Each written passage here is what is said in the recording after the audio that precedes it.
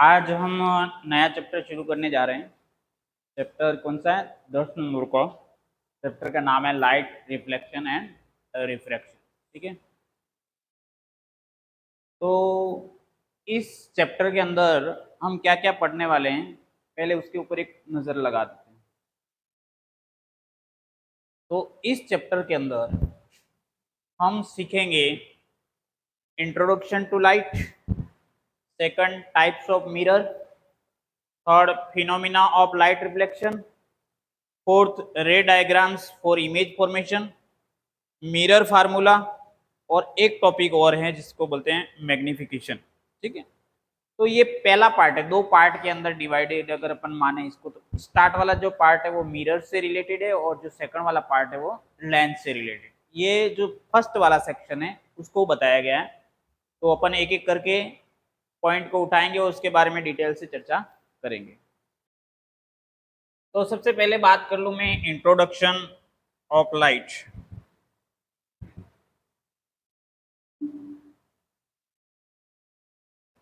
Light क्या चीज है ना,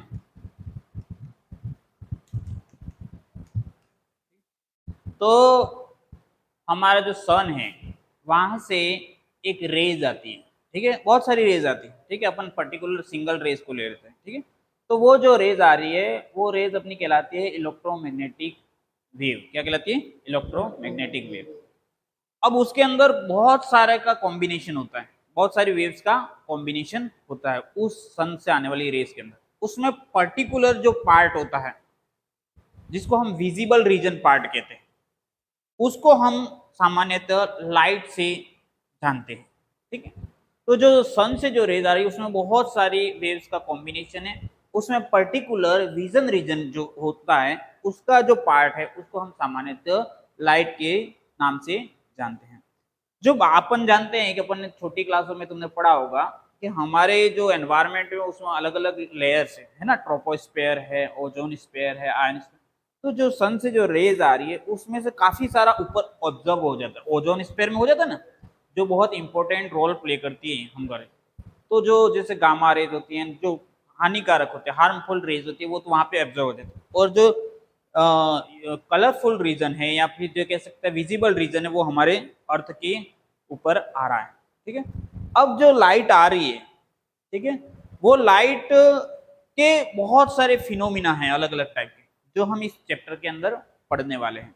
ठीक है, अब जो लाइट आ रही थी उसके बारे में भी स्टार्ट में अलग अलग अवधारणाएं थी उसके बारे में। कि कोई बोलता था कि लाइट कैसे नेचर की है? वेव नेचर की। और किसी ने बोला कि लाइट कैसी है? पार्टिकल नेचर की। ठीक है, अगर पार्टिकल नेचर की है तो ये छोटे छोटे पार्टिकल से मिलकर बनी हुई। ठीक है, और इस पार्टिकल को कर दो तो ये क्या बनाएगी? एकदम स्ट्रेट लाइन बनाएगी बनाएगी। ठीक है, तो ये पार्टिकल नेचर का, तो ये स्ट्रेट में स्ट्रेट वे में आगे बढ़ेगी। ठीक है, और वेव नेचर का है इसका, पार्टिकल नेचर हो गया। अगर इसका वेव नेचर है तो वेव कुछ इस तरह से चलती है। ठीक है, अपन ने जैसे पानी में पत्थर मारते हैं किस तरह से वेव चलती, उस टाइप से चलेगी। तो ये दो अलग अलग तर्क शुरुआत में बने हुए थे इसके बारे में कि लाइट का ओरिजिनल नेचर कैसा कैसा। ठीक है, फिर बाद में अभी हाल फिलहाल में इसको कंसीडर कर दिया गया कि इसके अंदर ड्यूल नेचर पाया जाता है। कैसा नेचर पाया जाता है? ड्यूल नेचर, मतलब दोनों की टेंडेंसी पाई जाती है। इसके अंदर पार्टिकल नेचर भी है और कौन सा नेचर है? Wave nature. तो तुम जब सीनियर क्लास में जाओगे 11 या 12 में, तब तुम देखोगे कि ये इसका एक सिंगल फिनोमिना के आधार पे या सिंगल नेचर के आधार पे एक चैप्टर मिलेगा आपको। जैसे आप अगर हम इसको पार्टिकल मान करके चलते हैं तो हमारे को चैप्टर मिलेगा रे ऑप्टिक्स, जिसमें केवल जब सिंगल लाइन में वो आगे बढ़ती हैं तब वो किस तरह से उसका नेचर रहता है। और एक रहता है आपका वेव ऑप्टिक्स जिसके अंदर वेव मान, क्योंकि दो इस दुनिया में जितने भी इसके लाइट के जितने भी फिनोमिना है केवल एक को पकड़ के नहीं एक्सप्लेन किए जा सकते। ठीक है, ऐसा माना गया कि केवल एक नेचर को तुम मान लो, एक ही तरीके का मान लो, तो सारे फिनोमिना अपन एक्सप्लेन नहीं कर सकते। ठीक है, जैसे हमारे जो सिलेबस में दे रखा है रिफ्लेक्शन और रिफ्रैक्शन, वो हम इसको पार्टिकल नेचर का मान करके और हम ये माने कि लाइट सीधी रेखा में आगे बढ़ती है या सीधी रेखा में क्या चलती है, तो ये एक्सप्लेन किया जा सकता है। लेकिन कुछ एक और फिनोमिना है, जैसे हम वेव्स के मानते हैं तो आवाज, जैसे आवाज बढ़ जाती है, आवाज घट जाती है, उसी प्रकार से लाइट क्या है, डीम हो जाती है, लाइट फुल हो जाती है, होती है ना अपने सामान्य लाइट डीम और फुल। जैसे आपने अपने मोटर बाइक होता है तो उसका हेडलाइट देखिए आपने, कभी लाइट तेज आती है, कभी छोटी होती है। तो वो भी क्या, कौन से फिनोमिना, तो वो जो फिनोमिना है वो वेव नेचर के आधार पे एक्सप्लेन किया जाता है। और ये जो फिनोमिना हम लेसन में पढ़ने वाले हैं वो कौन से आराम से उसको पार्टिकल नेचर से एक्सप्लेन किया जा सकता है। तो ये लाइट का भी नेचर अपन ने देख लिया कि ये किस टाइप की है, ड्यूल नेचर का है। अभी फिलहाल इसको कंसीडर कर लिया गया ड्यूल, लेकिन स्टार्टिंग में अलग अलग था। इसके बाद बात करते हैं हमको चीजें दिखाई कैसे देती, ठीक है। केवल लाइट के होने से ही हमको चीजें नहीं दिखाई देती, उसके अलावा हमारे को क्या चीजों की जरूरत रहती है, आंखें होनी बहुत जरूरी है। अगर आंखें सही नहीं है तो भी हमको दिखाई नहीं देगा। तो लाइट तो होना ही चाहिए, साथ में हमारी आंखें भी बढ़िया तरीके से चलनी चाहिए, तो ये हमको चीजें क्या है दिखा देगा। अब उस फिनोमिना को भी थोड़ा सा मैं आपको समझा देता हूँ कि चीजें हमको कैसे दिखाई देती है। जैसे सन से हमारे पास में लाइट आ रही है, ठीक है, वो लाइट आएगी और किसी ऑब्जेक्ट के ऊपर गिरती है, ठीक है, और ऑब्जेक्ट से टकरा करके हमारे क्या आईज के अंदर आती है, ठीक है, हमारी आईज के अंदर आती है। तो अब ये जैसे माना कि ये ऑब्जेक्ट आपका कैसा है, ग्रीन कलर का है, ठीक है, लाइट आ रही है इस ऑब्जेक्ट के पड़ी और ये ऑब्जेक्ट कौन से कलर का है, ग्रीन कलर का हमको दिखाई देता है। तो इसके पीछे का रीजन क्या है कि हमको ये ग्रीन कलर का क्यों दिखाई देता है। बहुत सारे अलग अलग कलर के दिखाई देते हैं ऑब्जेक्ट, ठीक है, तो मैं पर्टिकुलरली ग्रीन कलर की बात कर रहा हूं। अब ये लाइट आई और लाइट के अंदर क्या होते हैं, सातों कलर होते हैं, ठीक है। अपन को सामान्यतः समझते हैं कि व्हाइट कलर की, लेकिन वो ऐसी व्हाइट कलर की नहीं, उसके अंदर सातों कलर का कॉम्बिनेशन होता है, ठीक है। जब किसी प्रिज्म से निकालते हैं तो सातों कलर क्या है बाहर स्केटर्ड होते हैं, ठीक है। अब जो लाइट आई उसमें से जो ग्रीन है वो क्या है, टकरा करके वापिस आती है।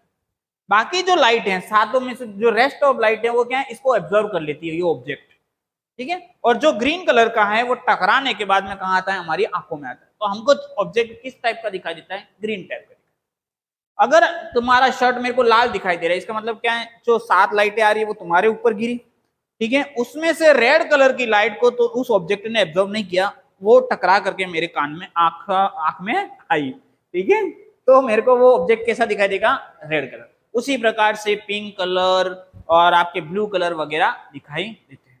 इसमें 2 कलर ऐसे होते हैं जिसको अपन कलर ही कंसीडर नहीं किया जाता, ठीक है, लेकिन अपन ने सामान्यतः अपन ने मान लिया कि एक व्हाइट कलर है, ये ब्लैक कलर, लेकिन वो कलर की कैटेगरी में ही नहीं आते, ठीक है। कैसे, व्हाइट का मतलब है कि वो जो रेज है वो पूरी पूरी ट्रांसमिट हो रही है उस ऑब्जेक्ट में, बिल्कुल भी क्या है एब्जॉर्ब नहीं हो रही, इसलिए वो क्या दिखाई दे रहा है, व्हाइट दिखाई दे रहा है। और ब्लैक का मतलब ये है कि जितनी भी लाइट आ रही है पूरी पूरी 100% क्या हो गई, तुम्हारी एब्जॉर्ब हो गई, तो वो चीज क्या दिखाई देगी, ब्लैक दिखाई। इसीलिए आपको क्या है, आपको अपन ने ये शायद 8th क्लास में या 9th क्लास में भी पढ़ा था, है ना, कि सर्दियों में कौन से कपड़े पहनने चाहिए, गर्मियों में कौन से कपड़े पहनने चाहिए, ठीक है। तो हमको गर्मियों में कौन से कपड़े पहनने चाहिए, व्हाइट। क्यों, क्योंकि जो लाइट आ रही है पूरी तरह से एब्जॉर्ब हो जाएगी, इकट्ठी नहीं होगी, तो हमको हीट का एहसास नहीं होगा।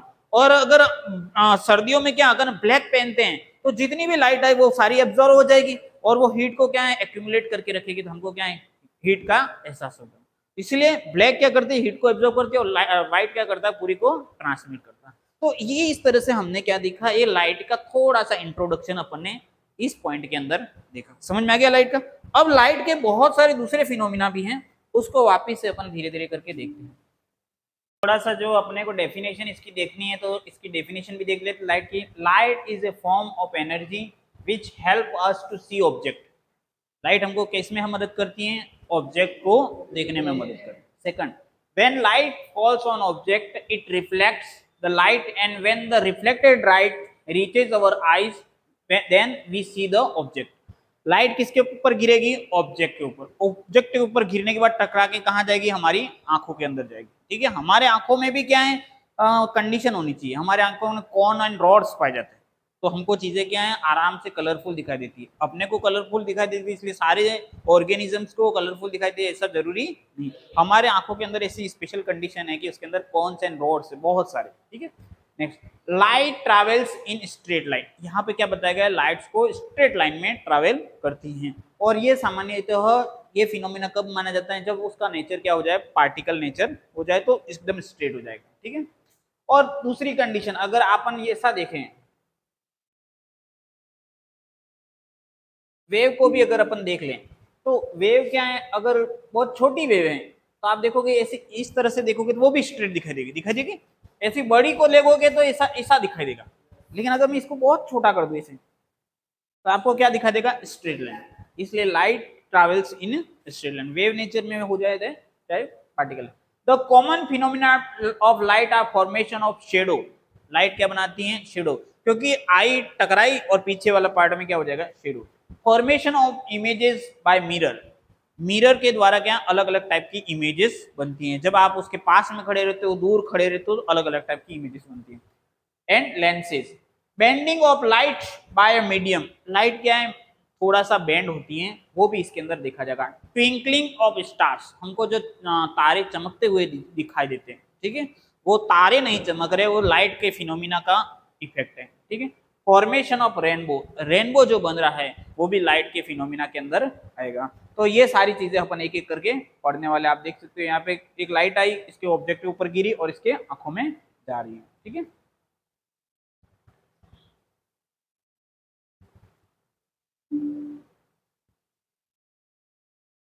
ये आप एग्जाम्पल अपन ने जनरल लाइफ में देखे हैं, रेनबो बनना, ठीक है।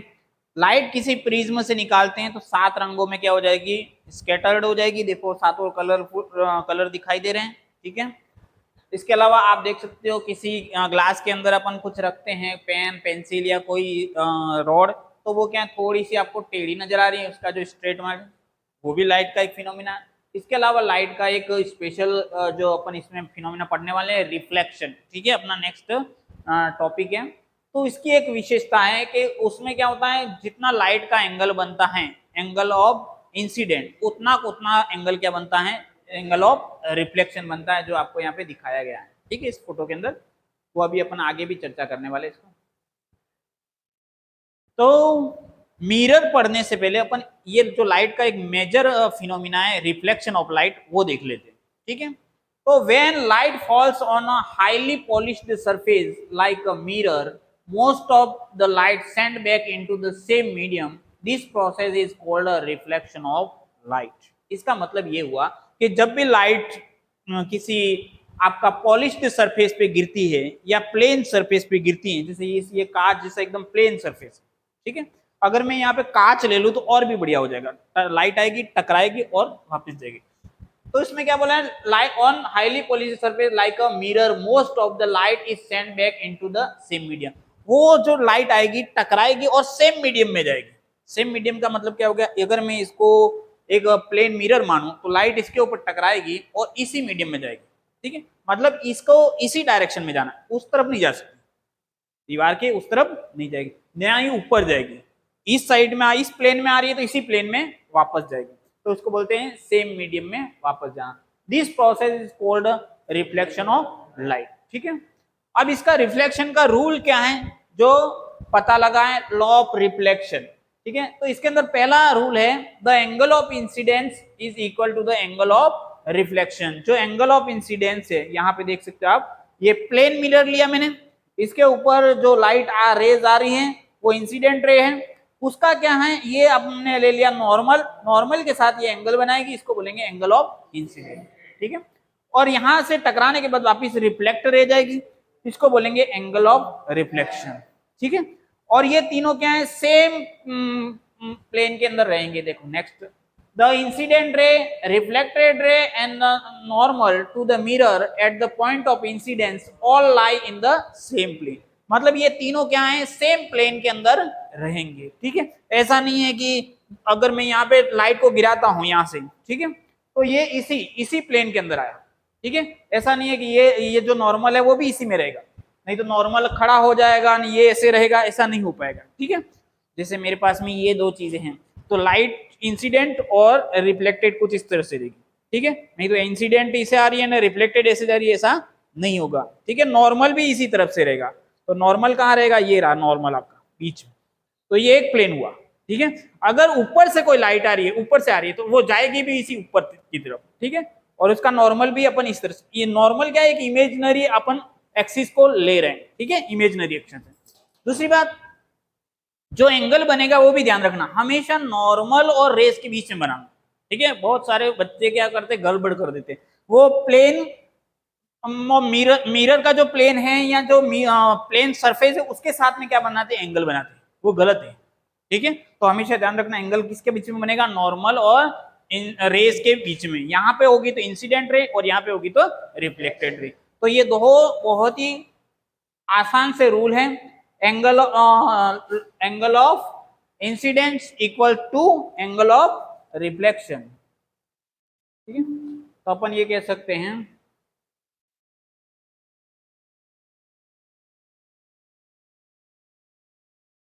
Angle of I equal to angle of are.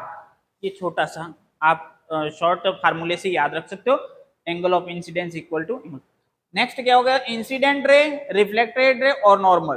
तो ये आपका हो गया नॉर्मल, ये इंसिडेंट रे और ये तीनों आपको क्या कर रहे हैं, सेम प्लेन के अंदर है। देखो ये प्लेन अगर मैं काटू यहां से तो सेम प्लेन के अंदर। ये दो रूल आपको रिफ्लेक्शन के रिगार्डिंग याद रखने हैं। अब हम चलते हैं नेक्स्ट टॉपिक की तरफ।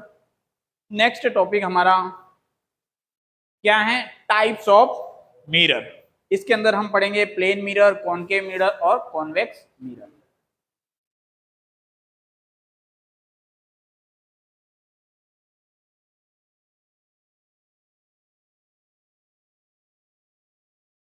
तो मिरर के अंदर मिरर और एक होता है ग्लास, ठीक है। ग्लास और मिरर दोनों अलग अलग चीजें, और एक होता है लेंस, ठीक है। हमारे अंदर मिरर और लेंस देखे, एक होता है ग्लास, भी अपन जानते हैं। ग्लास क्या होता है, जब आपने शोरूम वगैरह में गए होंगे तो आगे एकदम ट्रांसपेरेंट कांच होता है, ठीक है, जिसमें आर पार दिखाई देता है, वो क्या है, ग्लास है, जिसमें आर पार दिखाई देता है। फिर आता है मिरर। मिरर में क्या होता है, एक सरफेस को पॉलिश्ड कर दिया जाता है, ठीक है, कलर से कर दो या किसी से भी, सिल्वर का कोई कोटिंग कर दो पीछे की तरफ, तो आपके वो क्या बन जाएगा, मिरर। मिरर में क्या, आपकी इमेज दिखाई देगी, ठीक है। और लेंस में क्या रहेगा, दोनों पूरा ट्रांसपेरेंट रहेगा। लेंस में भी क्या रहेगा, पूरा ट्रांसपेरेंट रहेगा। तो लेंस के बारे में भी अपन इसमें इस चैप्टर के अंदर पूरा डिटेल में पढ़ने वाले। तो आपको समझ में आ गया, पहला अपने क्या हो गया, ग्लास, मिरर और लेंस। अब मिरर के अंदर भी अलग अलग टाइप के मिरर होते हैं। एक तो होता है प्लेन मिरर, ठीक है, जिसे अपन जो रोज साज सज्जा करने के लिए जिस मिरर का यूज करते हैं अपना फेस देखने के लिए, वो कौन सा मिरर है, प्लेन मिरर, एकदम इरेक्ट रहेगा, ठीक है। उसके बाद में आते हैं अपने स्फेरिकल मिरर। स्फेरिकल मतलब स्फेयर का जो पार्ट रहा होगा, अगर मैं किसी स्फेयर को डिवाइड करूं तो उसके दो पार्ट बन जाते हैं, मतलब वो क्या होगा, राउंड शेप में होगा, जो वो मिरर के होंगे थोड़े से राउंड। तो स्फेयर के पार्ट से आपके जो मिरर बनेंगे वो स्फेरिकल मिरर कहलाएंगे। Spherical mirror is a curved mirror, ठीक है, कर्व रहेगा क्योंकि स्फेयर में कर्व होता है। Which is a part of a hollow, एक गोले का या एक खोखले गोले का पार्ट होता है। स्फेयर मिलकर are two types, they are concave mirror and convex mirror, ठीक है। सबसे पहले बात करेंगे कॉनकेव मिरर की। कॉनकेव मिरर क्या होता है, is a spherical whose reflecting surface is curved inward, rays of light parallel to the principal axis after reflection from a concave mirror meet at a point converge on the principal। अब देखो ये जो है इसमें दो आपको surface दिखाई दे रही है, एक तो रहती है रिफ्लेक्टेड सरफेस और एक दूसरी जिसको आप पॉलिश सरफेस या दूसरा टाइप का सरफेस मान सकते हो जिसके ऊपर कलर किया हुआ है, ठीक है। क्योंकि मिरर है तो एक साइड में कलर रहेगा और एक साइड में क्या रहेगा, पॉलिश रहेगा, जिसमें जिसको रिफ्लेक्टेड सरफेस कहेंगे, ठीक है ना।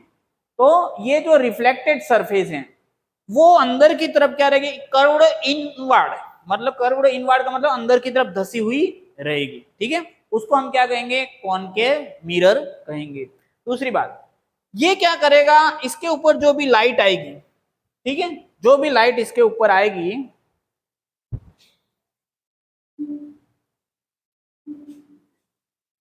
हाँ देखो ये जो भी लाइट इसके ऊपर आएगी वो क्या होगी, कन्वर्ज होगी। कन्वर्ज मतलब एक जगह पे आकर के इकट्ठी होगी, ठीक है, कन्वर्ज कहलाता है।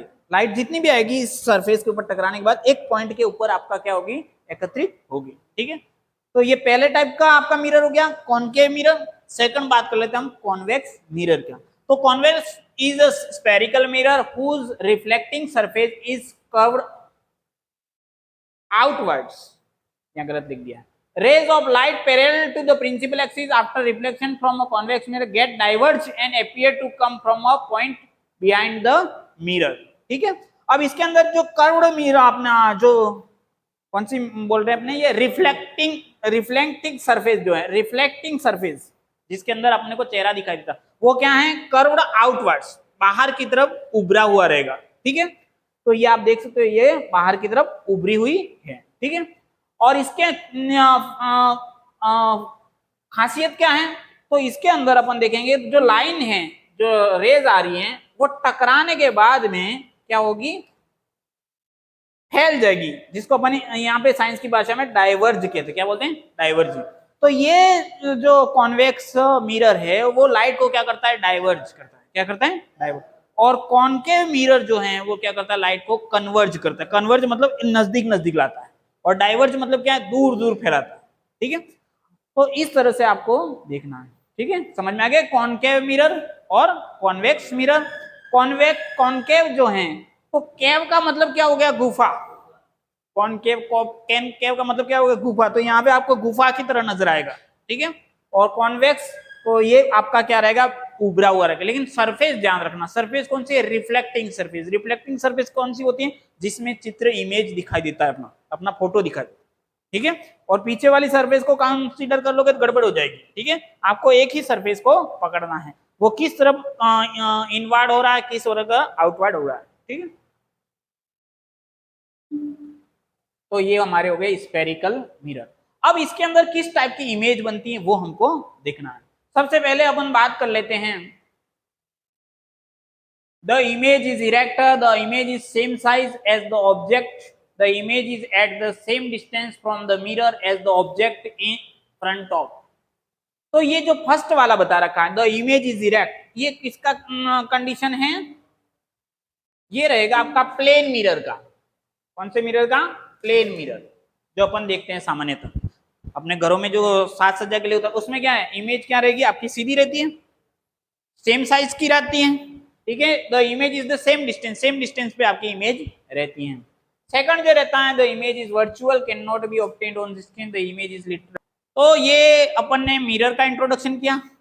नेक्स्ट अपन देख लेते हैं terms used in the study of spherical mirror. इसमें कौन कौन से टर्म्स यूज में आते हैं, मिरर को अपन को और डीपली समझने के लिए कौन कौन से टर्म का यूज करते हैं। तो सबसे पहले मिरर के अंदर होता है centre of curvature. Centre of curvature क्या होता है,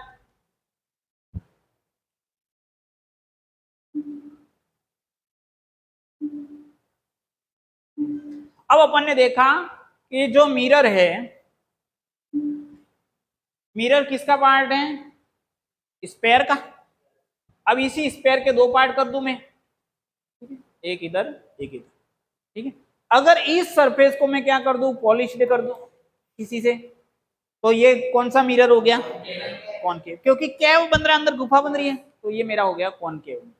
और अगर मैं इस साइड में पॉलिश कर दूं तो कॉन्वेक्स। अब मैं थोड़ा सा इसको डायग्राम को, अब मेरे को बताओ ये कौन सा मिरर है, ठीक है, ये कौन सा मिरर है, ठीक है,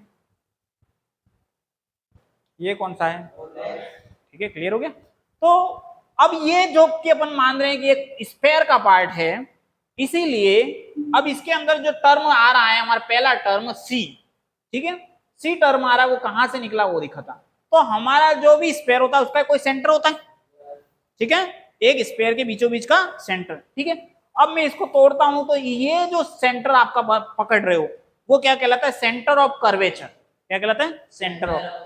वो इस मिरर का पार्ट नहीं है, मिरर का पार्ट नहीं है, लेकिन मिरर से दूर जगह पे एक आपका स्टेशनरी पोजीशन रहेगी।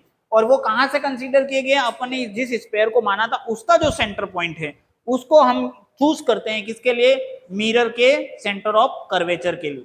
ठीक है, और इसको क्या नाम दिया जाएगा, सी। ठीक है, second, radius of curvature is the radius of the sphere of which the mirror is a part. अब यहां से यहां तक की जो डिस्टेंस है वो क्या कहलाएगी, रेडियस ऑफ कर्वेचर। ठीक है, नेक्स्ट है Paul is the centre of the spherical mirror. Paul जो है वो मिरर के ऊपर का पोजीशन है, मिरर के ऊपर की पोजीशन, ये मिरर है मिरर का जो मिडल पॉइंट या सेंटर पॉइंट है, मिडल पॉइंट, मिरर का जो मिडल पॉइंट है वो क्या नाम से जाना जाएगा? पोल। ये जो सी पॉइंट है वो मिरर के ऊपर नहीं है, ठीक है, मिरर से बाहर है, ठीक है, और इसको क्या माना जाएगा? जो स्पेयर का सेंटर होता है, ठीक है, इस तरह से। Next, principal axis is the straight line passing through the centre of curvature and the pole. अब प्रिंसिपल ऑफ एक्सिस होता है, तो वो मैं क्या कर दूंगा, इसको यहां से निकालना है आपको। कहां से निकालोगे? पोल से और सेंटर ऑफ कर्वेचर से होते हुए गुजारना है। और ये क्या लाइन होगी? इमेजिनरी लाइन है, मतलब आपको वास्तव में ऐसी होती नहीं, लेकिन अपन क्या है, अपने बनाने के लिए, इमेज फॉर्मेशन के लिए बनाते हैं, ठीक है। इमेजिनरी एक लाइन अपन स्ट्रेट चूज करते हैं, उसको हम क्या कहेंगे? प्रिंसिपल ऑफ एक्सिस, ठीक है। प्रिंसिपल फोकस, अब फोकस को सिलेक्ट करना है।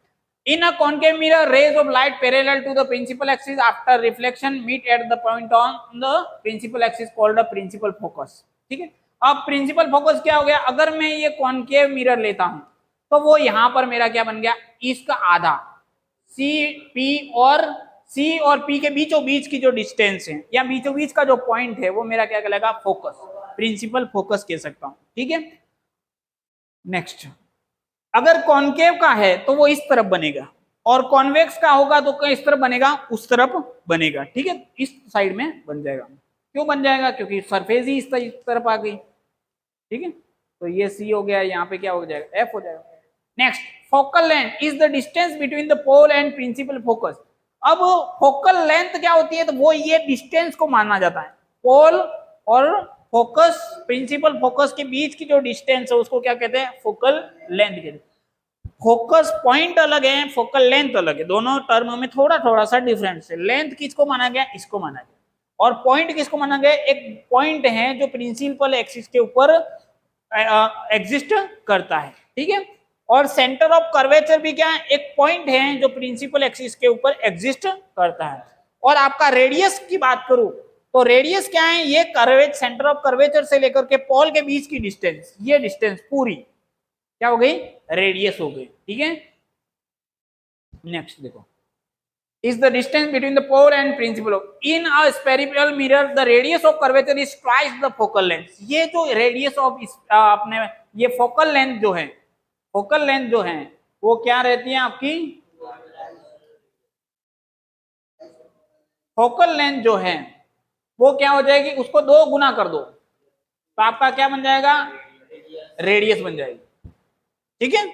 और अगर आपको क्या निकालना है? एफ निकालना है, तो आप क्या करोगे? रेडियस को आधा कर दो, दोनों एक ही बात है, ठीक है। 8/2 करोगे तो भी आपका क्या आ जाएगा? 4, और दूसरा क्या बना? 16/4 कर दो तो भी क्या आ जाएगा आपका? 4। और इसको उल्टा कर दोगे तो भी वही रिजल्ट आएगा, मतलब कान को इस तरह से पकड़ोगे, कान उस तरह से, रिजल्ट वही आना है, ठीक है।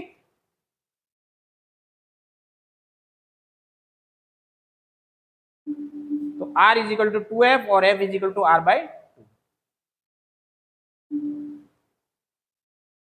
ये सारी टर्म्स हैं जो हमारे काम में आने वाली हैं, ठीक है। अब एक छोटा सा डायग्राम भी दिखा रखा है इसका। ये जो बीचों बीच, ये तो हमारा क्या हो गया? मिरर हो गया, ठीक है, स्फेरिकल मिरर है, ठीक है।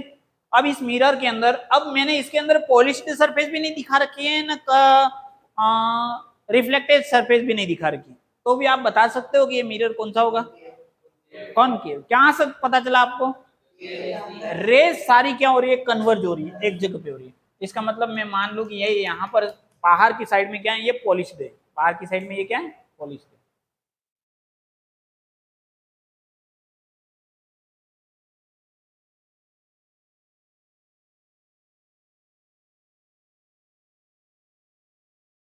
ये टेक्निकल चीजें भी बड़ा परेशान करती हैं। हाँ, बाहर की साइड में पॉलिश्ड है और अंदर की साइड में क्या है? रिफ्लेक्टेड है, ठीक है। अब ये बीचों बीच में जो आप इमेजिनरी स्ट्रेट लाइन दिख रहे हो वो क्या हो गई? हमारी प्रिंसिपल एक्सिस। तो ये हमारा एक्स वाई से जो डिनोट किया गया है वो हमारे क्या है? Principal axis. नेक्स्ट है centre of curvature. Centre of curvature यहाँ पे दिखाया गया है, ये पूरा को बना लोगे तो आपके क्या बन जाएगा? ये हमारा एक्स वाई हो गया प्रिंसिपल एक्सिस, सी पॉइंट हो गया सेंटर ऑफ कर्वेचर। अगर इसको पूरा मिला देंगे तो एक क्या बन जाएगा? स्पेयर बन जाएगा, उसका बीचों बीच वाला पॉइंट हो जाएगा हमारा पी क्या हो गया, पोल जो क्या होगा, मिरर के मिडल पॉइंट, मिरर का क्या हो जाएगा, मिडल पॉइंट, ठीक है, और जो मिरर के ऊपर ही एग्जिस्ट करेगा, ठीक है। नेक्स्ट है फोकस या प्रिंसिपल फोकस। प्रिंसिपल फोकस क्या हो गया, यहाँ पर आपका एग्जिस्ट करेगा प्रिंसिपल एक्सिस के ऊपर, और ये जो है वो सेंटर ऑफ कर्वेचर और पोल के बीचों बीच वाला पॉइंट रहेगा। सेंटर ऑफ कर्वेचर और पोल के बीचों बीच वाला पॉइंट क्या रहेगा आपका, प्रिंसिपल ऑफ फोकस। और इसकी खासियत क्या है, ये सारी जो लाइन आती है स्ट्रेट लाइन रेज आएंगी, वो कन्वर्ज होने के बाद में फोकस पे आपके आएंगी, ठीक है। नेक्स्ट क्या है, फोकल लेंथ, और एक होता है रेडियस। रेडियस क्या है, रेडियस ऑफ कर्वेचर हो जाएगा आपका, यहाँ सी से लेकर के पोल के बीच की डिस्टेंस को हम क्या कहेंगे, रेडियस ऑफ कर्वेचर। और फोकल लेंथ क्या हो जाएगी, यहाँ पे पी और एफ के बीच की डिस्टेंस को हम क्या कहेंगे, फोकल लेंथ। तो ये हमने क्या देखा, टर्म्स देखे, क्या देखे, टर्म्स। अब हम क्या करेंगे, नेक्स्ट हमारा टाइटल रहेगा इमेजेस बनानी है अपने को। मिरर से क्या बनानी है, इमेजेस।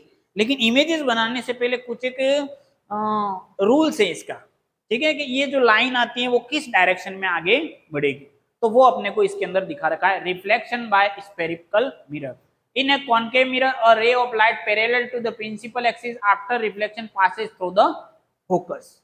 देखो इसके अंदर पहली लाइन ये बता रखा है, या पहला फैक्ट ये बता रखा है। ये फैक्ट 2 3 4 जो फैक्ट हैं वो हमें इमेजेस बनाने में हेल्प करेंगे, और इसको हमारे को ध्यान में रखना बहुत जरूरी है। पहला फैक्ट ये कि जब भी लाइन कोई आएगी प्रिंसिपल एक्सिस के आपका पैरेलल आ रही है पैरेलल, तो वो क्या है, जब टकराएगी, टकराने के बाद में वो कहां से पास होगी, फोकस पॉइंट से या प्रिंसिपल फोकस से ही गुजरेगी, ये बता रखा है, ठीक है। और ये यहां पर आप देख सकते हैं मिरर कौन सा है आपका, कॉनकेव, ठीक है। उसी प्रकार से यदि कॉन्वेक्स मिरर है और ray of light parallel to the principal axis after reflection appears to diverge from the focus. अब ये भी क्या है आपका, कहां से जाएगा, फोकस से। लेकिन यहां पर आपको क्या देखा, ये डाइवर्ज हो रहा है। डाइवर्ज कैसे हो रहा है, टकराने के बाद में, इधर ध्यान दो, टकराने के बाद में ये देखो, यहां पे टकराने के बाद वो किधर गया, इधर गया, ठीक है। तो ये जो है ये डाइवर्ज कंडीशन है, ठीक है, टकराने के बाद दूर जाना। लेकिन हमको क्या करना है, इसका ये जो डॉटेड से लाइन को दर्शाना है, अपने बुक के अंदर बताओ, डॉटेड लाइन से बताओगे तो ये ऐसा नजर आएगा कि ये जो लाइन है, जो स्ट्रेट में डाइवर्जिंग लाइन या फिर जो रिफ्लेक्टिव जो लाइन है, वो कहां से अपीयर हो रही है, इस फोकस पॉइंट से निकल के आ रही है बाहर, ऐसा नजर आएगा, ठीक है। तो कुल मिलाकर दोनों का ये की मतलब है कि अगर सीधी लाइन आ रही है तो वो फोकस से तो गुजरना ही गुजरना है। कन्वर्जिंग होगी तो सीधी सॉलिड लाइन में बताना है, अगर कॉन्वेक्स होगा तो डॉटेड लाइन से भी आपको इसको फोकस पे बताना है, ठीक है। तो स्ट्रेट आएगी तो कहां से जाएगी, फोकस पे जाएगी, ये बात आपको ध्यान में रखनी है। सेकंड केस, यदि लाइन आपका फोकस से होकर के आ रही है, या उस डायरेक्शन में आ रही है, फोकस के डायरेक्शन में आ रही है, या फोकस पर से गुजर करके आ रही है, तो जब वो टकराएगी तो वो कहां से जाएगी, सीधी जाएगी। कैसी जाएगी, सीधी, अर्थात प्रिंसिपल एक्सिस के पैरेलल हो जाएगी। प्रिंसिपल एक्सिस के क्या हो जाएगी, पैरेलल हो जाएगी। देखो यहां पर तो बिल्कुल आ रहा है फोकस से, क्योंकि ये कॉनकेव है, आसानी से आ रही है, और टकराने के बाद में उससे पैरेलल। अब ये कॉन्वेक्स लेंस की बात करो तो इसके डायरेक्शन में आ रही है, ठीक है, क्योंकि इसके अंदर तो जा नहीं सकता ये, ठीक है, क्योंकि ये डाइवर्ज हो जाएगा। तो इसको हमको बुक के अंदर कहां से बता रखा है, डॉटेड लाइन से बता रखा है, ठीक है। तो यहां से इस तरह से आपके क्या हो गया, पैरेलल आ गया। तो यही दोनों बातें इसके अंदर बता रखी है आपके। नेक्स्ट थर्ड, यदि आपका जो रेज है वो कहां से आएगा, आपका सेंटर ऑफ कर्वेचर से आता है, तो वो वापिस टकराने के बाद उसी रूट को फॉलो करता है जिस रूट से वो आया है, ठीक है।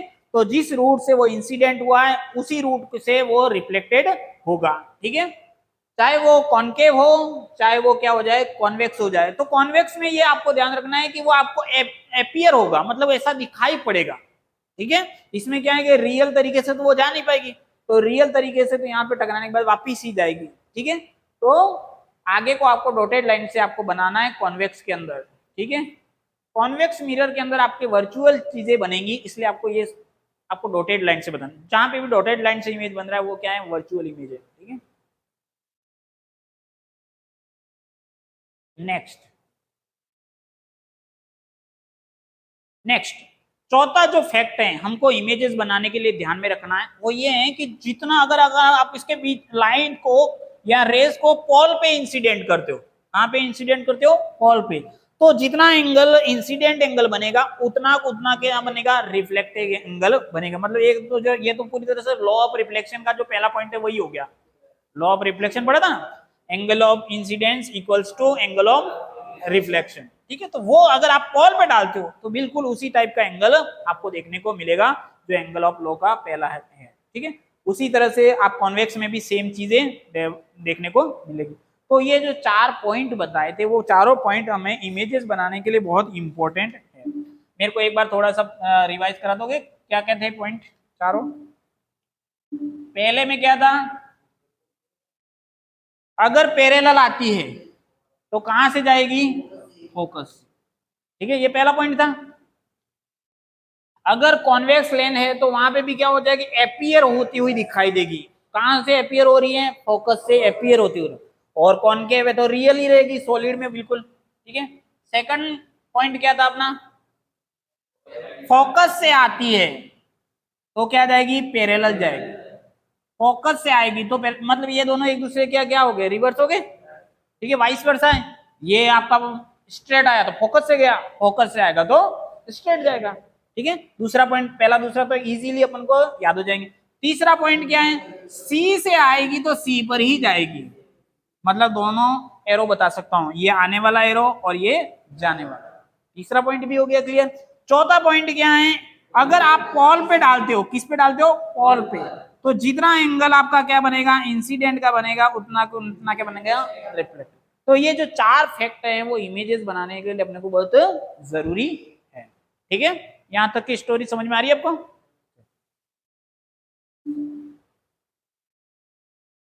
अब अपन एक एक करके देखेंगे images formed by concave mirror, और उसके बाद आएगा कॉन्वेक्स मिरर। ठीक है,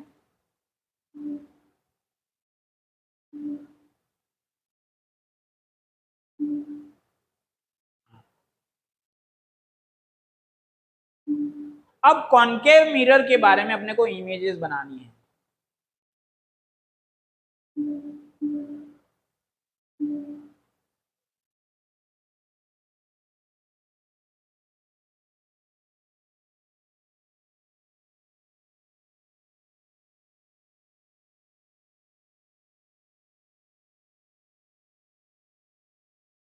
तो इमेजेस बनाने वाला में से हमेशा या तो 2 नंबर का एक प्रश्न आ जाएगा, या फिर आपके 2 नंबर का प्रश्न आ जाएगा, या फिर कभी कभी बड़ा मेजर प्रश्न भी आ जाता है इसमें से। ठीक है, बहुत ही इंपॉर्टेंट है। ठीक है, ध्यान रखना। और लेकिन है बड़ा ट्रिकी, अगर आप थोड़ा सा ट्रिक और दिमाग लगाओगे तो कभी याद करने की भी जरूरत नहीं पड़ेगी परमानेंटली। ठीक है, तो सबसे पहले तो अपन ये मान लेते हैं, ये क्या हो गया अपना प्रिंसिपल एक्सिस। ये मैंने बना दिया कौन सा मिरर, पूरा टेढ़ा नहीं हुआ है ना, कर्व्ड चलेगा के, प्लेन जैसा तो नहीं लग रहा? चलो अपन कंसीडर कर लेंगे इसको। तो इसके ऊपर जो टर्म्स अपन यूज कर रहे हैं वो अपन एक बार लिख दें। इसके अंदर एक तो होता है हमारा क्या होता है, सी पॉइंट, एक क्या होता है, एफ, और यहाँ पे क्या होता है, और ये आगे जितना भी जाएगा वो क्या कहलाएगा, इन्फिनिट। अब हमको क्या है, ऑब्जेक्ट को अलग अलग लोकेशन के ऊपर रखना है और हमारी इमेज बनेगी। ठीक है, तो यहां पर मैंने कहीं ऑब्जेक्ट को रखा तो उसकी इमेज कहां बनेगी वो हमको देखना रहेगा। तो इसके लिए एक छोटा सा ट्रिक है, अगर आप थोड़ा सा ध्यान रखो तो बहुत इजी हो जाएगा आपको।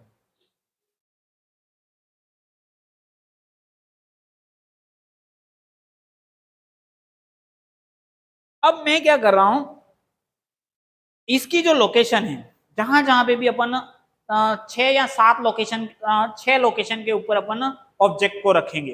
ठीक है, कितनी लोकेशन के ऊपर, 6 ऑब्जेक्ट लोकेशन के ऊपर। ठीक है, और उसके बाद में 6 नई लोकेशन के ऊपर अपन को इमेज मिलेगी। ठीक है, तो उसको क्या है, मैं दूसरे से थोड़ा सा रिप्लेस कर रहा हूं, इसको अपन पोजीशन को एक नंबर दे देते हैं। ठीक है, इसको मैंने कौन सा नंबर दे दिया, 1।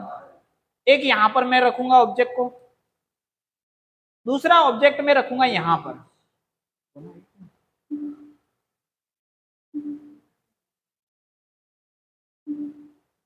दूसरा कहां रखूंगा मैं, यहां पर, तीसरा मैं रखूंगा यहां पर, और चौथा मैं रखूंगा इन दोनों के बीच में यहां पर, और पांचवा रखूंगा मैं यहां पर, और छठा रखूंगा मैं यहां पर। ये 6 पोजीशन के ऊपर मैं क्या रखूंगा, ऑब्जेक्ट रखूंगा। उसके बाद मैं देखूंगा कि इमेज कहां बनती है। ठीक है, तो इसको मैंने नंबर दे दिया 1। ठीक है, इसको मैं नंबर दे देता हूं 2। अपन चाहे तो इधर से भी शुरुआत कर सके, कोई दिक्कत नहीं। फिर हो गया 3, फिर ये हो गया 4, ये हो गया 5, और ये हो गया हमारा 6। ठीक है, तो आपको याद क्या रखना है कि अगर मैं ऑब्जेक्ट को 1 पे रखता हूं तो इसका इमेज कहां बनेगा, 5 पे। ठीक है, तो समझ जाओ, इन्फिनिटी पे रखा तो फोकस पे बने। ठीक है, और इसका वाइस वर्सा भी ट्रू होगा। वाइस वर्सा भी ट्रू कैसे, मतलब 1 का 5 पे रखा, 5 पे रखोगे तो वो कहां बनेगा, 1 पे। ठीक है, मतलब दोनों चीजें कंसीडर हो जाएगी। 1 पे रखोगे तो 5 पे, 5 पे रखोगे तो 1 पे। ठीक है, तो ये चीजें आपको ध्यान, उसके बाद में जो लाइनें हैं वो आपको ध्यान में रखनी, कुल मिला के उसी जगह पे ला करके सही करनी है या फिक्स्ड करनी है। ठीक है, क्योंकि अपन जब लाइन बनाने जाते हैं तो टेढ़ी टेढ़ी बनती है, सही से बनती नहीं है। आप घर जाके बनाना कोशिश करना, अपन मैं एक बार एक्सप्लेन कर दूंगा उसके बाद। ठीक है, तो अगर आपको ये ध्यान है कि किस पॉइंट पे ला करके फिक्स करना है तो आप उसको किसी भी तरीके से सेट कर लोगे। ठीक है, एग्जाम के दौरान। नेक्स्ट, 2 नंबर पे रखोगे तो वो कहां बनेगा, 4 नंबर। 2 नंबर पे रखोगे तो 4 पे, और 4 पे रखोगे तो कहां बनेगा, 2 पे। तो ये भी याद हो गया। तीसरा क्या, 3 का 3 पर ही रहेगा, तो 3 का तो नहीं भी याद करो तो आपको केवल 2 पॉइंट ही याद करने, 1 का 5 पे और 2 का 4 पे। 1 का 5 पे, 5 का 1 पे, 2 का 4 पे, 4 का 2 पे। तो ये हो गए, टोटल कितनी पोजीशन हो गई हमारे पास में, 5। 1 2 3 4 और ये 5, एक पोजीशन अभी बची, कौन सी है, छठी, यहां पर। ठीक है, और ये जो छठी बनेगी ये पूरी तरह से नेचर में डिफरेंट बनेगी। ठीक है, ये आपका कौन सी बन जाएगी, वर्चुअल बन जाएगी और इरेक्ट बनेगी। ठीक है, वर्चुअल और क्या बनेगी, इरेक्ट बन, मतलब ये एक तरह से कॉन्वेक्स मिरर जो है उसका नेचर पकड़ेगी। ठीक है, आने वाले समय में अपन कॉन्वेक्स मिरर का, तो ये तो पूरी तरह से अलग ही है, और इसकी इमेज क्या है, मिरर के पीछे की साइड में बनेगी। ठीक है, तो इस तरह से अपने ये पूरा हो गया। तो एक एक करके अपन इमेजेस बनाना शुरू करते हैं, है ना। कुछ गड़बड़ लग रही है मेरे को, ये इसके मिरर के पीछे नहीं जाएगा, आगे जाएगा। चलो देखते हैं, एक एक करके हम इमेजेस बनाना शुरू करते हैं। Images formed by concave mirror, when the object is at infinity the image is formed at the focus, it is highly diminished, real and inverted। अब आपको क्या है, इमेजेस बनाने के लिए 2 रेज की सामान्यतः जरूरत है। वैसे किसी ऑब्जेक्ट से बहुत सारी रेज निकलती, टकराती तो बहुत सारी रेज, लेकिन हम बहुत सारी रेज बना करके यहाँ पे टाइम पास नहीं करना अपने को। ठीक है, कि वो रेस कहाँ के, बहुत सारी इधर चली जाएंगी इधर चली जाएंगी, अपने को मिनिमम कितनी चाहिए, 2 से हमारा काम हो जाएगा, तो 2 ही ले लेते हैं। तो क्रिस्टल क्लियर डायग्राम भी बनेगी, अपने को अच्छे से समझ में भी आ जाएगा। समझ में आ गई बात। अब क्या है कि मैंने यहाँ पर जो फर्स्ट पोजीशन जब रखता हूँ, मैं बहुत दूर रख रहा हूँ किसी ऑब्जेक्ट को। ठीक है, लेकिन कहाँ पे कंसीडर कर रहा हूँ, प्रिंसिपल एक्सिस के ऊपर, तो उससे जो रेज आ रही है वो बिल्कुल स्ट्रेट आएगी। क्या आएगी, जैसे मैं बात कर लूँ कि यहाँ पे क्लास में बैठे हुए हैं और एक बच्चा पीछे की तरफ है, तो मेरे को पूरी तरह से उसका व्यू नहीं आएगा, लेकिन मैं उसको पूरी तरह से एकदम स्ट्रेट कर दूं, दूर कर दूं यहाँ से, और बिल्कुल मेरे स्ट्रेट कर दूं तो मेरे को दिखाई देगा वो। जितना दूर करोगे उसकी लाइन क्या है, एकदम स्ट्रेट आने लगेगी। तो हमारे जब कोई चीज दूर है और एकदम प्रिंसिपल एक्सिस पर है, तो उससे जो 2 लाइनें आएंगी दोनों स्ट्रेट आएंगी। 2 ही क्या, जितनी भी निकालो सारी स्ट्रेट ही आएंगी। ठीक है, लेकिन हमने किसको कंसीडर किया, 2 लाइनों को कंसीडर किया। ठीक है, तो हमारी लाइन आई स्ट्रेट, तो हमारा रूल है, हमने 4 फैक्टर भी पढ़े थे इससे पहले, मिरर इमेज बनाने से पहले 4 फैक्टर पढ़े थे। इमेज का रे के किस तरह से कौन सा पाथ फॉलो करती है, रेस कौन सा पाथ फॉलो कर रही है, चारों पढ़ लेते अपने फैक्टर। तो अब ये स्ट्रेट आ रही है तो टकराएगी तो कौन सी जगह से जाएगी, फोकस। तो फोकस पे आ गई दोनों, जहां पे दोनों एक पॉइंट के ऊपर फिक्स होगी वहां पे क्या बन जाएगी, इमेज बन जाएगी। अब ये बहुत दूर है तो इसका जो इमेज बनेगा बहुत छोटा बनेगा, माइन्यूट, इसको इसलिए बोलते हैं हाईली डिमिनिश्ड, मतलब बहुत ही छोटा है।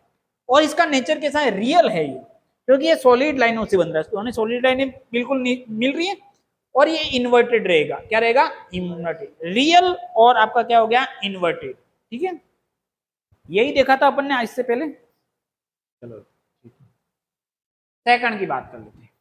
अब हमने इन्फिनिटी पे रखा, फोकस पे बन गया। सेकंड देखो, सेकंड अब हम क्या कर रहे हैं, थोड़ा सा आगे ला रहे हैं उसको इन्फिनिटी और सी के बीच में, अर्थात कौन सा वाला पॉइंट हो गया, 2 वाला, दूसरा वाला पॉइंट। अब यहाँ पे मैं ऑब्जेक्ट को कुछ इस तरह से दिखा रहा हूँ, ठीक है। इन्फिनिटी पे अर्थात मैंने ऑब्जेक्ट ही नहीं दिखाया क्योंकि बहुत दूर है, ठीक है। अब यहाँ पर जैसे मैंने इसको ऑब्जेक्ट को रखा, ठीक है। अब इस ऑब्जेक्ट से मेरे को कितनी लाइनें निकालनी है, 2 लाइनें निकालनी, ठीक है। और मैंने पकड़ रखा है कि मेरे को ये जो लाइन है वो कौन से रूट से जाएंगी, कौन से पाथ से जाएंगी, वो मेरे को पता है, इससे पहले कि चारों फैक्टर पकड़। अब मैं 2 लाइनें निकालता हूँ, एक जो जाएगी मेरा कहां से जाएगी, स्ट्रेट, ठीक है। स्ट्रेट जो जाएगी वो टकराने के बाद कहां से गुजरेगी, फोकस। सेकंड लाइन जो मुझे गुजारनी है वो गुजारनी है मेरे को सी से, कहां से गुजारनी है, सी से। एक तो मेरे को स्ट्रेट गुजारनी है और दूसरी कहां से गुजारनी है, सी से गुजारनी। सी से गुजारी तो सी से टकराने के बाद वो लाइन कहां जाएगी, सी पर ही जाएगी, क्योंकि हमारा तीसरा पॉइंट है ये कि सी से आएगी तो सी पर ही जाएगी। अब ये दोनों लाइंस कौन सी जगह पे फिक्स्ड हो रही है, उस जगह पे क्या बनेगा, आपका इमेज बनेगा, ठीक है। तो यहां पर इमेज बन रहा है। अब ये जो इमेज है वो क्या है, ये जो पहले फोकस पे बना था उससे थोड़ा सा बड़ा है कंपेयर टू, जो फोकस पे बना था उससे बड़ा, थोड़ा सा बड़ा है। लेकिन अभी भी मैं इसको क्या कहूंगा, छोटा ही कहूंगा, क्योंकि धीरे धीरे जैसे जैसे पास में लाएंगे वो और बड़ा होता जाएगा, समझ रहे हो। तो अभी भी इसको मैं डिमिनिश्ड नाम दूंगा, छोटा है, लेकिन ये उसके से बड़ा है, किससे, फोकस पे बड़ा, इससे पहले वाला उससे तो बड़ा है, क्योंकि वो तो केवल पॉइंट, नाम मात्र का पॉइंट ही बनेगा, ठीक है। तो यहाँ पे आप देख सकते हो कि कहां पे रखा था आपने, सी और इंफिनिटी के बीच में, अब बना कहां पे, सी और एफ के बीच में। इस पॉइंट का नाम क्या है, 4 नंबर, और ये रखा कहां पे था, 2 पे, 2 पे रखा था, 4 पे बना, ठीक है। क्लियर बात। When the object is beyond C the image is formed between C and F, it is diminished, real and inverted. Beyond C का मतलब हो गया सी से दूर की तरफ रहेगा, लेकिन इंफिनिटी और सी के बीच में है, ये तो पता चल गया आपको। नेक्स्ट, अब इसको कहां रखेंगे, सी के ऊपर ही रखना है, ठीक है। सी के ऊपर का एक नेचर है कि सी के ऊपर जहां जाता है वो सी पर ही आता है, सी पे रखता है तो सी के बराबर ही आता है, ठीक है। तो ये भी आपको ध्यान रखना है, सी बिल्कुल बराबर पे चलता है, क्योंकि सी क्या है, सेंटर ऑफ पॉइंट है, स्फीयर का सेंटर ऑफ पॉइंट है, तो वहां पे सारी चीजें लगभग बराबर आ जाती हैं। When the object is at C, the image is formed at C. जहां पे C पे रखोगे तो इमेज भी कहां बनेगी, C। मैंने बताया 3 का 3 पर ही बनता है, ठीक है। Same size as the object, इसके जितना ही बनेगा, क्योंकि उसी जगह पे है, उसी जगह पे इमेज बन रही है, बिल्कुल परफेक्ट साइज का बन रहा है। लेकिन वो नेचर जैसा है, कॉनकेव का नेचर है कि वो रियल और इन्वर्टेड बनाता है, तो रियल और इन्वर्टेड ही आपकी इमेज बनेगी। अब आपको कितनी रेज निकालनी है, 2 रेज निकाल। पहली तो एकदम स्ट्रेट लेके जाओगे, ठीक है, और वो कहां से गुजरेगी, फोकस से। अब सेकंड अपन निकालते हैं सी से, लेकिन हमने जब ऑब्जेक्ट को ही सी पे रख दिया, अब सी का तो सी से तो अंदर डालेंगे तो कोई निकल ही निकलेगा, समझे। तो अब की बार वो लाइन कहां से जाएगी, फोकस से गुजरेगी। और फोकस का रूल ये है कि ये वाला जो फोकस से आ रहा था, इधर वाले जाने पर पैरेलल हो जाता है। अब जहां पे फिक्स हो रही है वहां पे क्या बन गया, इमेज बन गया, और आपका इन्वर्टेड इमेज आपको दिखाई दे रहा है, एरो का निशान उस तरफ है, यहाँ पे इन्वर्ट नीचे। तो ये थर्ड वाली इमेज भी अपन ने डायग्राम बनाया, तो आपको ये डायग्राम बनाने के लिए बोला जाएगा, ठीक है। तो आप इसको ट्रिक से अपने दिमाग में फिट कर दोगे तो आसानी से बन जाएगा, ठीक है। लेकिन आपको क्या रखना, कौन से पॉइंट पे बनेगा इमेज, उसके बाद आप क्या है, आसानी से ड्रॉ कर सकते हो लाइंस को, ठीक है। नेक्स्ट, चौथा, अब हम और आगे लेके चलते हैं उसको, कहां, सी और एफ की मतलब 4 नंबर की पोजीशन पे, ठीक है, 4 नंबर। अब मैंने यहाँ पे रखा ऑब्जेक्ट को, 2 लाइनें गुजारनी है, एक तो मेरी सीधी जाएगी, सीधी टकराने के बाद कहां से गुजरेगी, एफ से गुजरेगी। दूसरी कहां से गुजरी मेरी, नहीं, फोकस से नहीं गुजरानी है इसको, ये डायग्राम गलत है, सी से गुजरेगी ये लाइन, इसको सी से गुजरेगी तो सी से कैसे आएगा, सी से एपियर होती हुई नजर आएगी, कहां से आती है, एपियर होती हुई नजर आएगी, और ये जाके पीछे की तरफ जाकर के मिलेगी इस तरह से, ठीक है, इस तरफ से आकर के मिलेगी। ये थोड़ा सा इस डायग्राम के अंदर थोड़ा सा गड़बड़ है,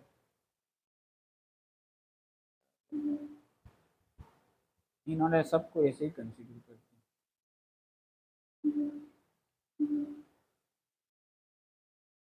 चलो कैसे बनेगी इसकी लाइन, क्योंकि सी से लाइन जानी है, केवल एक ही कंडीशन है जब वो फोकस से गुजरती है, वो कब, जब वो सी पे ऑब्जेक्ट होता है, क्योंकि सी ऑप्शन में अवेलेबल ही नहीं होता, ठीक है। तो अब ये लाइन जाएगी आपकी सी से होती हुई इस तरह से, और ये इस तरह से जाएगी इधर से, और सी से जाने वाली लाइन कहाँ जाती है, सी पर ही जाती है, और इस तरफ से आकर के यहाँ पे मिलेगी। देखना तुम्हारे रीडर के अंदर देखो,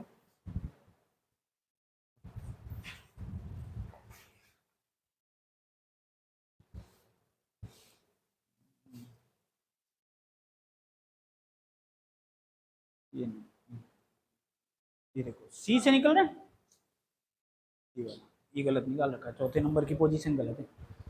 ये थोड़ा सा देख लेना हो, ये अपने को हमेशा लाइन दो जगह से निकालनी है, एक तो स्ट्रेट जाएगी और दूसरी कहां से जाएगी, सी से जाएगी। ठीक है, फोकस से केवल उसी समय पे जाएगी जब, कौन सी जगह पे, जब सी पे खुद ऑब्जेक्ट को रखा है और सी अपने को अवेलेबल नहीं है। जब सी अवेलेबल नहीं होगा तब अपने को फोकस की तरफ, अदरवाइज फोकस की तरफ जाना नहीं है। ठीक है, तो ये पैरेलल वाली तो ये तो बराबर है, और ये वाली जाएगी सी इस तरफ, और टकराने के बाद में ये वापस इसी रास्ते पे आएगी, और ये दोनों जहां मिलेंगे वहां पे क्या हो जाएगा, आपका इमेज बनेगी। इस तरह से आपको फॉलो करना। ये भी रियल, और अब इनलार्ज हो गई, अब इससे बढ़ गई इसकी साइज, क्योंकि अब ये जितना नजदीक आएगा वो साइज क्या होती जाएगी, उसी कंपेयर में बढ़ती जाएगी। नेक्स्ट फिफ्थ नंबर की पोजीशन, फिर से आपने यहाँ पे रखा, कहाँ पे रखा हो, अब फोकस पे, फोकस पे रखोगे तो अब ये तो स्ट्रेट लाइन लेके जानी है, टकराने के बाद फोकस से गुजरेगी। दूसरी लाइन कहां से लेके जाओगे, सी से लेके जाओगे, सी से लेके जाओगे तो दोनों लाइनें साथ में जाएगी और इन्फिनिटी पे जाएगी, क्योंकि इन्फिनिटी से आ रही थी सीधी लाइनें और जा भी कैसी रही है, सीधी जा रही है, क्योंकि अपन ने पहली इमेज के अंदर इन्फिनिटी से जब लाइन कंसीडर करी थी, कैसे करी थी, सीधी करी थी। जब जाती है तब भी वो सीधी मतलब मिलेगी नहीं। तो इस तरह से आपका 5 नंबर पे रखा है, तो आपका 1 नंबर के ऊपर प्रोजेक्ट बन गया है।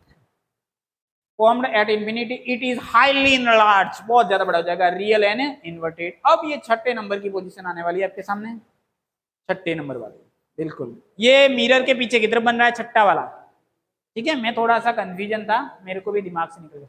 चलो इधर देखो, 6ठे नंबर की पोजीशन देखो, फोकस और पोल के बीच में रखा है ना, ये इन 5 से अलग ही चल रही है 6ठे नंबर की पोजीशन। इसमें आपका जो इमेज बन रहा है वो वर्चुअल बन रहा है। ठीक है, तो ये डॉटेड लाइन से आपको दिखा देना, यहाँ पे डॉटेड लाइन से दिखाएंगे। ठीक है, और अब इसके अंदर देखो क्या हो गया भाई,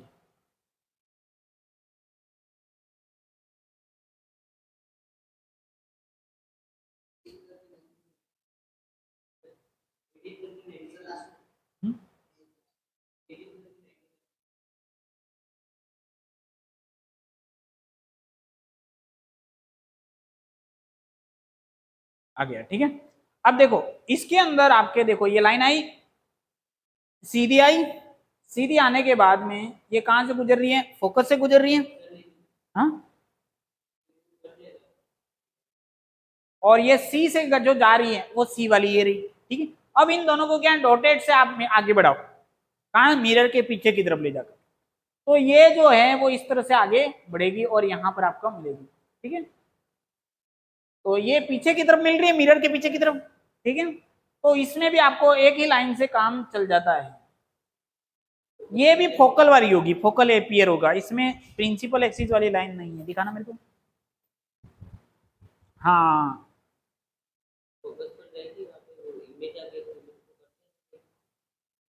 हाँ ये तो बराबर है ना, इसके आगे वाला है जो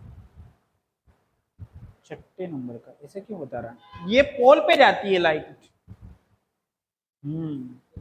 डायग्राम गलत है, सी वाला तो बराबर है, ये सी वाली लाइन है एक, और जो ये जो अपन देख रहे थे स्ट्रेट लाइन जो सबके अंदर थी, लेकिन ये 6ठे नंबर वाली पोजीशन में नहीं रहेगी ये लाइन। ठीक है, ये लाइन कहां से जाएगी, पोल पे जाएगी। ठीक है, और पोल से टकराने के बाद इधर जाएगी, लेकिन इसको जब इसको रिफ्लेक्टेड लाइन जो जा रही है, इसको टकराने के बाद में ये डायग्राम गलत बने हुए हैं थोड़े से।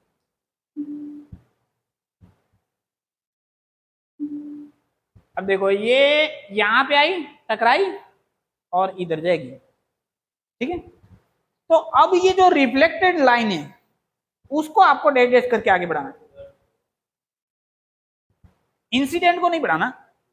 तो ये बन गया ऑब्जेक्ट। ठीक है, तो आपको एक तो सी वाली लाइन चूज करनी थी, और यहाँ 6ठे नंबर के अंदर आपको स्पेसिफिक थोड़ा सा ध्यान रखना पड़ेगा कि लाइट को पोल के ऊपर ले जाना है। ठीक है, हाँ?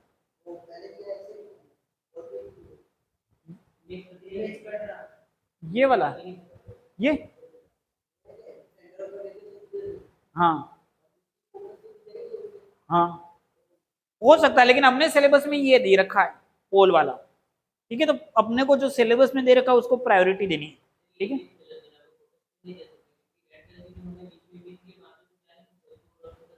हाँ, इसको इधर से क्रॉस कर नहीं सकता, ठीक है। तो ये इधर आएगा, ये इसको डॉटेड से बता, इसको हो सकता है इसको डॉटेड से बताना पड़ेगा इसको, लेकिन अपने को ये वाली कंडीशन कंसीडर नहीं करनी है, मैंने जो बताया ये वाला वो वाला कंसीडर करना, ठीक है।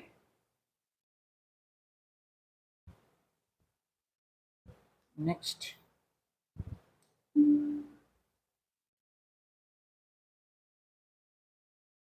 अब हम आ जाते हैं image formed by convex mirror. Convex mirror की तरफ आ जाते हैं। कॉन्वेक्स बिल्कुल ये डाइवर्जिंग करेगा, लाइन आएगी, टकराने के बाद दूर दूर फैलेगी, ठीक है। और अब इसको क्या है, इसको आपको डॉटेड से बताना है थोड़ा सा।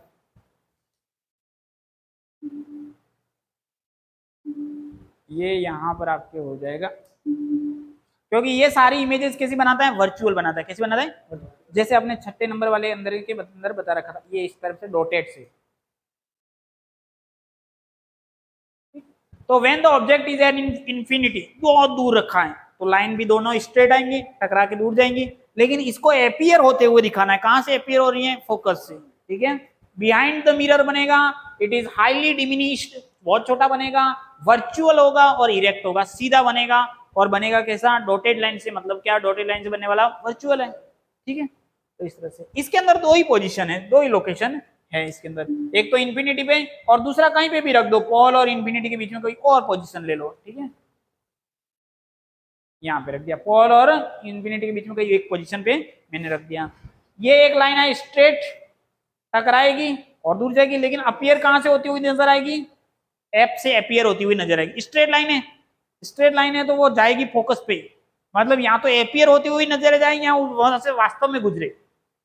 अगर कोई लाइन स्ट्रेट आ रही है तो दो कंडीशन हो सकती है, एक तो वास्तव में उस फोकस से गुजरे, लेकिन वास्तव में गुजरने के लिए मिरर कौन सा होना चाहिए, कॉन्केव, और वहां से आती हुई नजर आ रही है, फोकस से निकलती हुई नजर आ रही है, वो कौन सा होगा, कॉन्वेक्स, समझे। तो ये स्ट्रेट है तो ये कहां से आती हुई नजर आएगी, फोकस पॉइंट से, तो यहां से आप थोड़ा सा रोटेट कर देना और बाहर की तरफ सॉलिड लाइन ले लेना, ठीक है। और दूसरी जो लाइन जाएगी वो कहां से जाएगी, सी से जाएगी। आपको दो ही लाइनें निकालनी, एक तो स्ट्रेट जानी है और दूसरी कहां से ले जानी है, सी से ले जानी, ठीक है।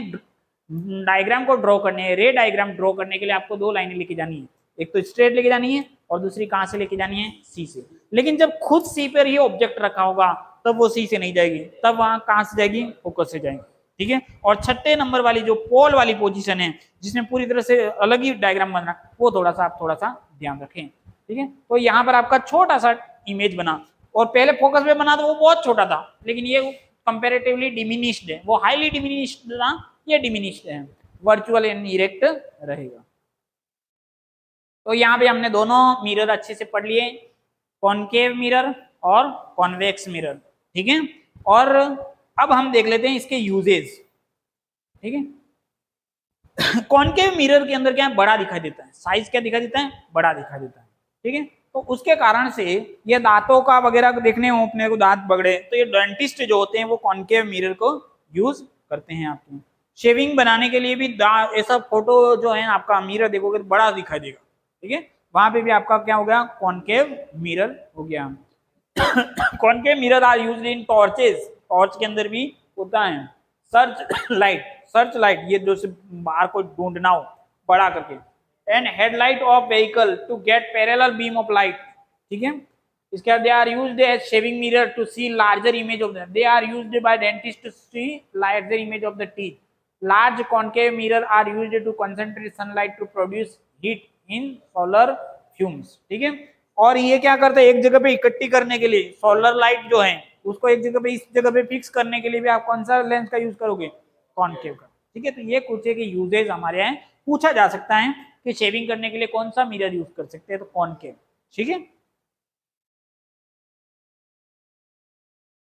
कॉन्वेक्स मिरर, कॉन्वेक्स के अंदर छोटा दिखाई देगा, ठीक है, छोटा दिखाई देगा तो एरिया ज्यादा कवर करेगा, एरिया, इसलिए जो गाड़ियां होती है उसके साइड में जो मिरर लगाए जाते हैं वो कौन से होते हैं, कॉन्वेक्स मिरर, उसके ऊपर लिखा भी रहता है, ठीक है, कॉन्वेक्स मिरर ऐसा कुछ लिखा। आपके बाइक का जो लाइट है, बाइक के जो साइड में लाइट मिरर लगे हैं वो कौन से हैं, कॉन्वेक्स मिरर, क्योंकि उसके अंदर थोड़ा सा छोटा दिखा देता, इतना भी छोटा नहीं दिखा देता, लगभग लगभग बराबर 19-20 ही होता है, लेकिन उसकी खासियत क्या है कि वो ज्यादा एरिया कवर करता है, पीछे का एरिया ज्यादा कवर करता है, वाइड एरिया कवर करता है, इसलिए इसको दिखा जाता है ताकि पूरा पूरा पीछे का बैकग्राउंड आ जाए, ठीक है। छोटा रहेगा तो एरिया ज्यादा रहेगा, बड़ा रहेगा तो कम एरिया रहेगा। एक कांच के अंदर चेहरा इतना बड़ा दिखा तो खाली चेहरा ही दिखाई देगा, बाकी कुछ भी नहीं दिखाई देगा, ठीक है। ठीक है, इसके बाद में हम नेक्स्ट है हमारा new Cartesian sign convention for spherical mirror. अब हमको साइन कन्वेंशन ध्यान में रखना कि साइन किस तरह से हम डिसाइड करेंगे, ठीक है। साइन कन्वेंशन का अपना नया टॉपिक है, नया टाइटल है, ठीक है। तो इसके अंदर अपन क्या कैसे मान लें कि ये मिरर है, ठीक है। तो मिरर के लेफ्ट साइड से, ये मेरे जैसे यहाँ पे मैंने इसको मिरर रख दिया है, तो ये मिरर जो है उसके लेफ्ट साइड से कोई ऑब्जेक्ट रखा जाएगा इधर, ठीक है। तो आपका जो है डिस्टेंस जो है वो राइट से कंसीडर होगी, यहां से इस तरफ से ये राइट साइड में जो जाएगी वो क्या कहलाएगी, पॉजिटिव डिस्टेंस, और लेफ्ट साइड में जाएगी वो क्या कहलाएगी, नेगेटिव डिस्टेंस, लेफ्ट साइड में। और मैंने यहाँ पे रखा है और ऑब्जेक्ट इधर है, ऑब्जेक्ट से इस तरफ आ रहा है, तो राइट साइड में जाने वाली पॉजिटिव और इधर वापिस जाएगी तो नेगेटिव, और ओरिजिन यहां से होगा मिरर से, ठीक है। तो आप देख सकते हैं मिरर है, मिरर के इस साइड में जो जा रहा है वो क्या है, पॉजिटिव है, ठीक है। और मिरर के जिस तरफ ऑब्जेक्ट रखा उस साइड में जाएगा तो क्या हो जाएगा, नेगेटिव, ठीक है। इसको लेफ्ट साइड में रखाना अपने को, ठीक है, कॉनकेव के केस में। अब देखो अगर वो ऊपर की तरफ रखा है, प्रिंसिपल एक्सिस के ऊपर की तरफ रखा है, तो उसको क्या कहेंगे, पॉजिटिव, और नीचे की तरफ में बिलो प्रिंसिपल एक्सिस तो क्या हो जाएगा, डाउनवर्ड्स क्या हो जाएगा, नेगेटिव, ठीक है। तो इमेज सामान्यतः बनी इस एक्सिस के नीचे की तरफ बन रही है, तो ये आपके क्या हो जाएगा, इसका जो साइन लिया जाएगा वो नेगेटिव। तो आपको साइन का पता चल गया। आपको मेजरमेंट कहां से शुरुआत होगी, पोल से, जो मिरर का पोल है उसमें राइट साइड में जाओगे तो पॉजिटिव और लेफ्ट साइड में जाओगे तो आपके क्या हो जाएगा, नेगेटिव। एक बार पढ़ लेते हैं। The object is always placed on the left of the mirror, mirror जिसका रखा, मिरर यहाँ पे रखा तो उसके लेफ्ट साइड, आपका लेफ्ट हाथ पकड़ लेना, उस साइड में क्या रखा जाएगा, ऑब्जेक्ट, ठीक है। All distance parallel to the principal axis are measured from the pole, ये जो पैरेलल डिस्टेंस है उसको आपको क्या करना, all distance parallel to the principal are measured from the pole, जो पैरेलल डिस्टेंस है वो पोल से मेजर की जाएगी, ठीक है। All distance measure to the right of the pole are taken as positive, right side वाली कंसीडर की जाएगी positive. All the distance measure to the left negative, ठीक है। The height measure upward perpendicular, perpendicular का मतलब straight खड़ा रहेगा, ये परपेंडिकुलर है, ठीक है, और ये क्या है, पैरेलल है, ठीक है। The height measured upward perpendicular to the principal axis is taken positive, or below the height measured downward perpendicular to the principal axis is taken as negative। तो ये हो गया हमारा साइन कन्वेंशन। साइन कन्वेंशन का use कहाँ करेंगे हम, आगे जो फार्मूला आएगा हमको मिरर फार्मूला उसके अंदर हम करेंगे, वो तो अपन देख लेंगे जब से फार्मूले में बनेगा। क्या इस तरफ बनेगी तो बिल्कुल नेगेटिव आ जाएगी डिस्टेंस के केस में, ठीक है, और नीचे की तरफ बनेगी तो भी नेगेटिव आ जाएगी, ठीक है। फार्मूले में आप लगाओगे तो आसानी से आपको पता चल जाएगा। अब नेक्स्ट आपका टॉपिक क्या हो गया, मिरर फार्मूला। मिरर फार्मूला बहुत इजी है, the 1/v equals plus 1/u equals to 1/f। यहाँ पर v क्या है, इमेज है, u क्या है, ऑब्जेक्ट है, और f क्या है, प्रिंसिपल फोकस है, ठीक है। तीनों टर्म समझ में आ गए। फार्मूला भी बड़ा इजी है, 1/v plus 1/u equals to 1/f। v क्या है, इमेज, u क्या है, ऑब्जेक्ट, और f क्या है, प्रिंसिपल फोकस है, ठीक। Magnification for spherical mechanics. Next time magnification, magnification का मतलब अपना जो ऑब्जेक्ट है उसकी तुलना में जो इमेज बन रहा है वो कितना बड़ा है या छोटा बन रहा है, उसको क्या कहते हैं, मैग्निफिकेशन। अपना जो फोटो है कांच के अंदर दिख रहा है तो अपना फोटो बड़ा दिख रहा है या छोटा दिख रहा है, तो वो किससे मेजरमेंट किया जाता है, मैग्निफिकेशन से। तो magnification height of the image divide by height of object. तो हाइट ऑफ इमेज के लिए अपन डाल देंगे h डैश, और ये हो जाएगा आपका h,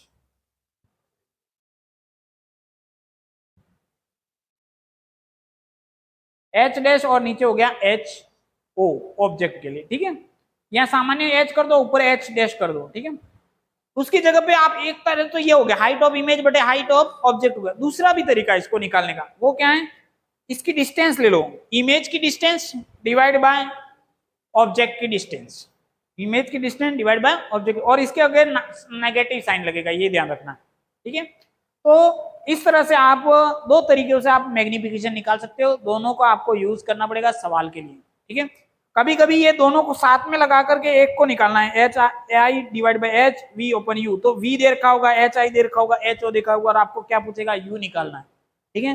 कभी आपको एच आई निकालने के लिए ये तीनों पैरामीटर देगा, ठीक है। तो दोनों को कंपेयर नहीं करके भी आप सारे वैल्यू निकाल सकते हो, ठीक है। तो आपको कुछ एक सवाल आपको देखने पड़ेंगे। तो ये हमारा आज का जो पार्ट था, आज का जो हमारा सेक्शन था वो कवर हो गया कि आज के सेक्शन में अपन ने कौन कौन से टॉपिक कवर किए हैं। तो ये आज का सेक्शन अपन ने कवर किया है, इंट्रोडक्शन ऑफ लाइट। अच्छे से समझ में आ गया होगा आपको, ठीक है, किस तरह से हमको चीजें दिखाई देती हैं, उसका क्या रीजन है। केवल यही नहीं, सीनियर क्लास में तुमको थोड़ा और डिटेल में पढ़ना पड़ेगा। जो मैंने अभी बताया केवल एक बात थी, ठीक है, उसके अलावा 2-3 बातें और होती हैं, ठीक है। कि लाल ही दिखाई दी तो उसका उल्टा भी थोड़ा सा होता है। टाइप्स ऑफ मिरर देखे, प्लेन मिरर होता है, कॉनकेव मिरर होता है, कॉन्वेक्स। फिनोमिना ऑफ लाइट देखा, रिफ्लेक्शन के रूल्स देख लिए, बहुत ईजी है। Incident of angle equals to reflection angle, ठीक है। साइन कन्वेंशन देख लिया, ठीक है। रे डायग्राम फॉर इमेज फॉर्मेशन देख लिए। रे डायग्राम बनाने के लिए जो फैक्ट जरूरी है, 4 फैक्ट देख लिए। मिरर फार्मूला देख लिया, मैग्निफिकेशन देख लिया, ठीक है। इसके यूजेस भी देख लिए। तो कुल मिला के आज आपके सेक्शन में अपन ने मिरर वाला जो पार्ट था वो कवर हो गया है।